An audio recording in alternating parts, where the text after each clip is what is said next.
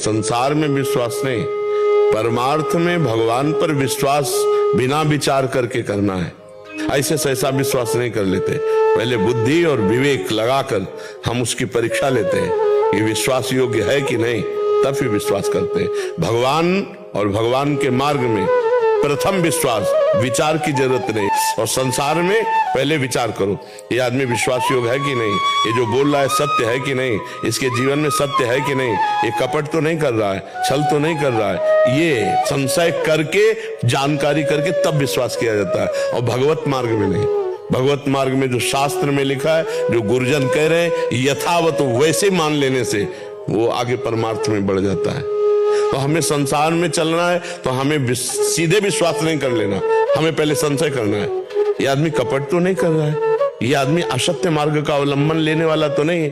अगर हम विश्वास कर लें, मुझे फंसा ले, मुझे गलत मार्ग में ले जाए, संशय रखना चाहिए। परमार्थ में संशय शून्य और संसार में संशय युक्त, क्योंकि संसार दुविधा युक्त है, संसार छली है, संसार कपटी है।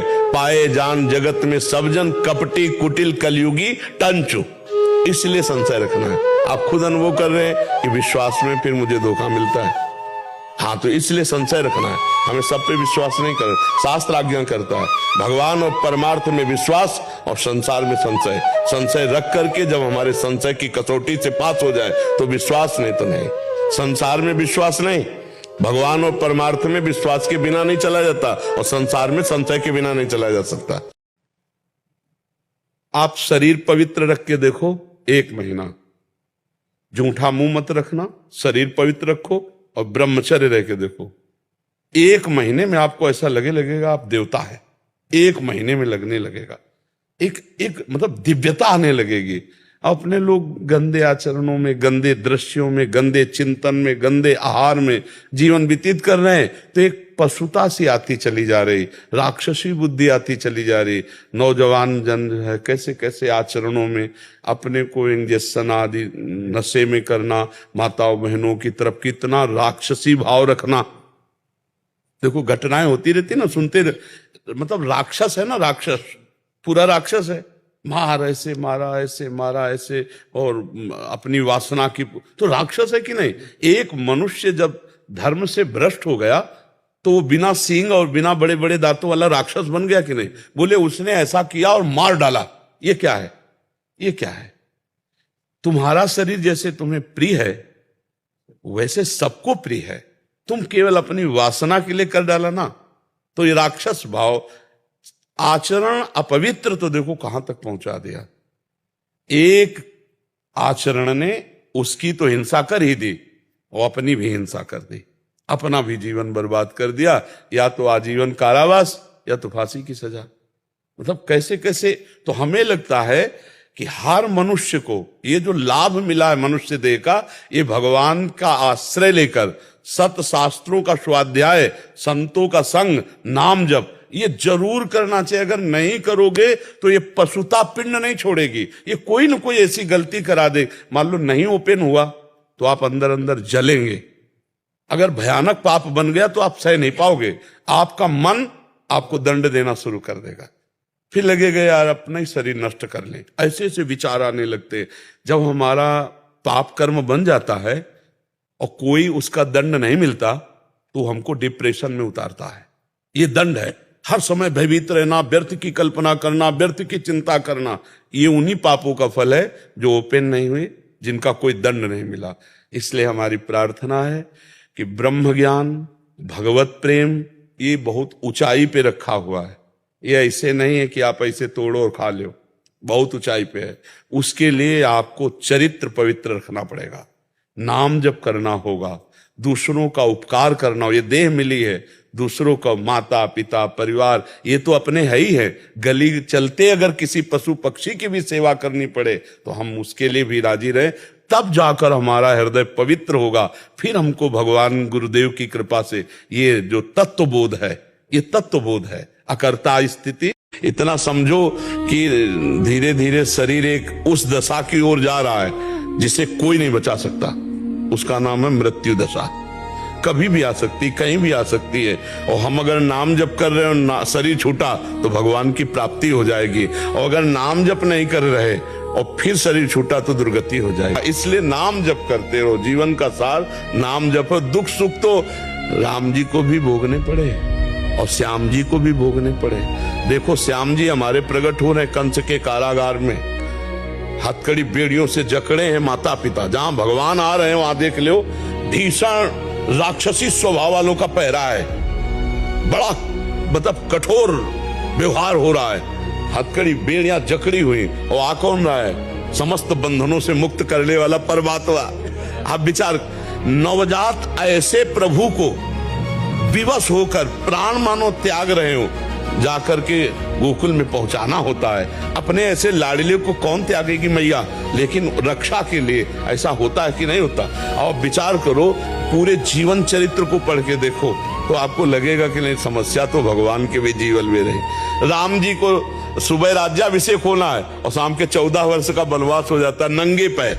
सोचो, जो महलों में जहां पुष्पों के पावड़े डालकर जिनके चरण के नीचे चलाया जाए, वो प्रभु नंगे पैर 14 वर्ष कंटकाकिरण वन में ब्रह्म। इतना समझो कि धीरे धीरे शरीर एक उस दशा की ओर जा रहा है जिसे कोई नहीं बचा सकता। उसका नाम है मृत्यु दशा। कभी भी आ सकती, कहीं भी आ सकती है। और हम अगर नाम जप कर रहे हो, शरीर छूटा तो भगवान की प्राप्ति हो जाएगी। और अगर नाम जप नहीं कर रहे और फिर शरीर छूटा तो दुर्गति हो जाएगी। इसलिए नाम जप करते रहो, जीवन का सार नाम जपो। दुख सुख तो राम जी को भी भोगने पड़े और श्याम जी को भी भोगने पड़े।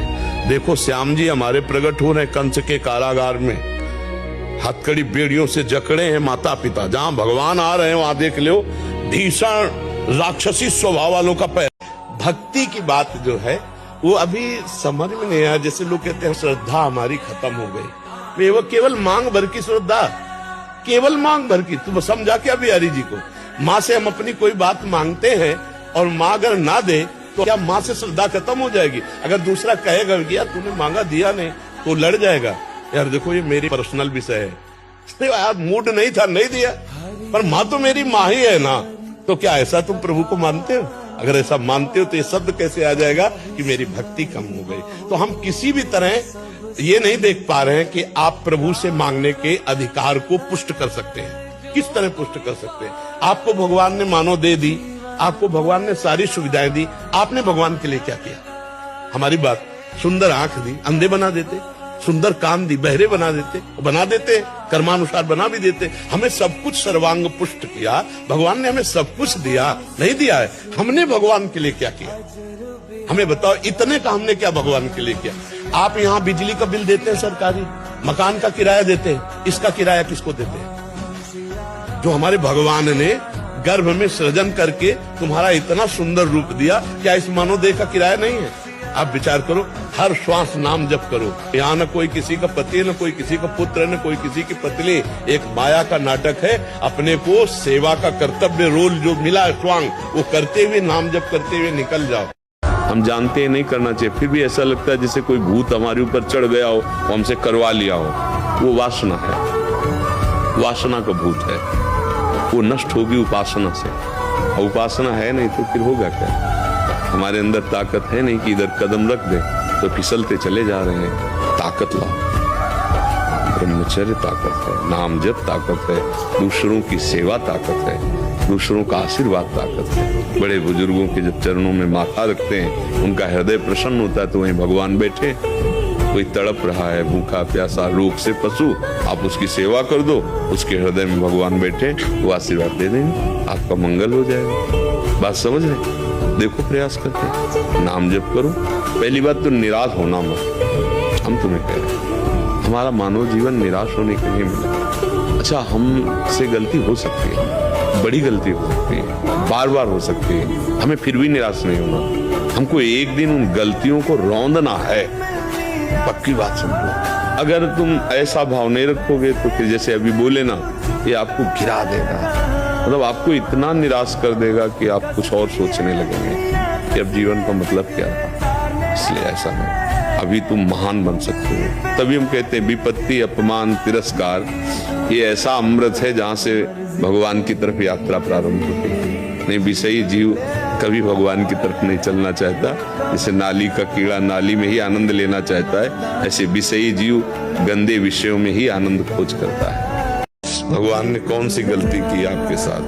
क्या गलती की है? क्यों? भगवान ने कोई गलती की है क्या आपको बना के?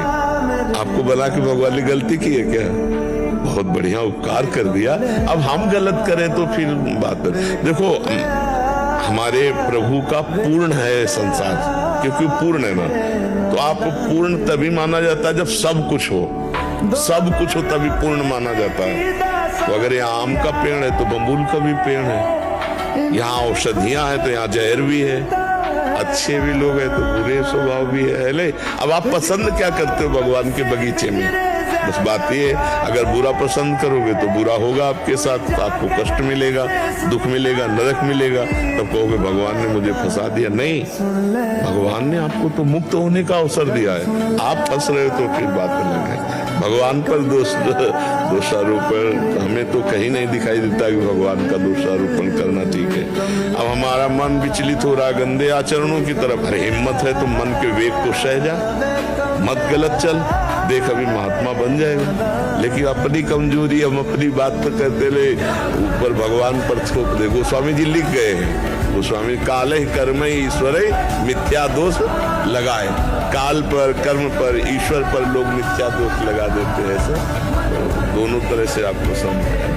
मैं एक प्राइवेट कंपनी में नौकरी करता हूँ, छुट्टी नहीं मिलती, तो फिर मतलब जैसे दादी फूफा कोई मर चुका है, तो आज मेरा फूफा मर गया, आज मेरी दादी मर गई, तो फिर छुट्टी मिल जाती है। तो मतलब ऐसा तो सही बात है, कोई झूठी तो है नहीं। तो 3-4 बार मार देते हैं एक को।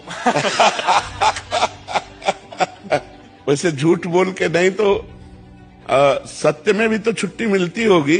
तुरंत सच बोल दे, नई जगह ही नहीं जा रहा, नहीं जा रहा, तुरंत मिल जाएगी। झूठ बोल दे, जाओ चले जाओ। महाराज जी हर 1.5 महीने में अगर बोले वृंदावन जाते तो बिल्कुल ही नहीं। आज भी आपसे मिलने के लिए आज भी मैं झूठ बोल के आऊँ। कलयुग का प्रभाव है, झूठा ही लेना, झूठा ही देना, झूठा ही भोजन, झूठ चबेना, कलयुग का एक प्रभाव है। लेकिन नहीं, असत्य संपातक पुंजा, ये पाप है, ये तो पक्का है। झूठ बोलना पाप है।